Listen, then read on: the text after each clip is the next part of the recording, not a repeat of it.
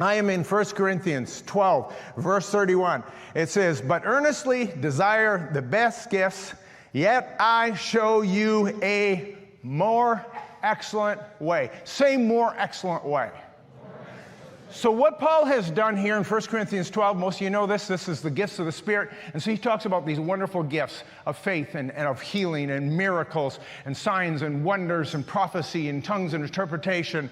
And he goes through all this and he gets us all stirred up and excited about these things. But then he goes, but,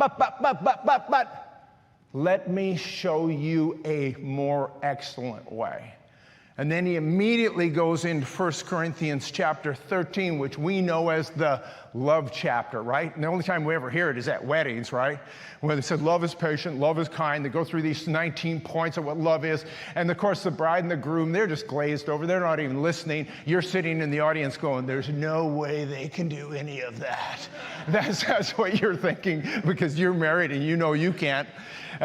But let's have a look at this because he's talking about the gifts of the Spirit and he jumps into this thing called love, which he calls the more excellent way. And listen to what he says, verse 1 in chapter 13. "Though I speak with the tongues of men and angels, but have not love, I become a sounding brass and a clanging cymbal. And though I have the gift of prophecy and understand all the mysteries and all knowledge, and though I have faith so that I could remove mountains, but have not love, I am nothing.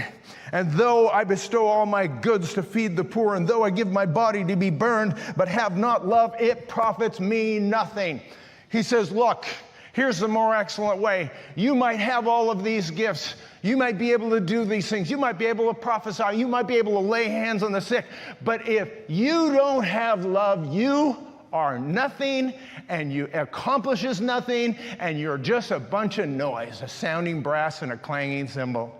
And he says the essence of it, everything we do has to be done in love, because the greatest of these is love, right? And then if you keep reading down, he gives the definition of love is patient, love is kind. He goes on all these points.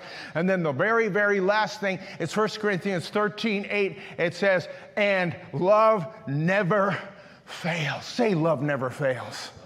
See, love prevails because love never fails. And so he said, look, we got to understand this, that love is the essence of everything we do in the church. And the word love there's several words for love in the Greek language, and everyone knows which one it is. What's that Greek word for this, for love? Who knows? Agape, you all know that. And what is the definition of agape? A lot of times people call it divine love, and that's true. That's how God loves us, but it doesn't necessarily mean divine love. The best definition I can give, and it's a little bit awkward for some of you, is unrequited love.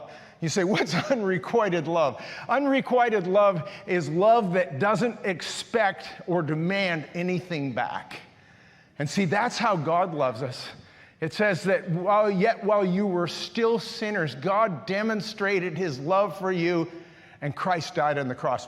While you had no intention, he had no expectation that you would follow him or not, and yet while you were still a sinner, he loved you enough. He demonstrated his love by sending his son into the world to die for you. And some will accept him and some won't, but it doesn't matter. God so loved the world that he gave.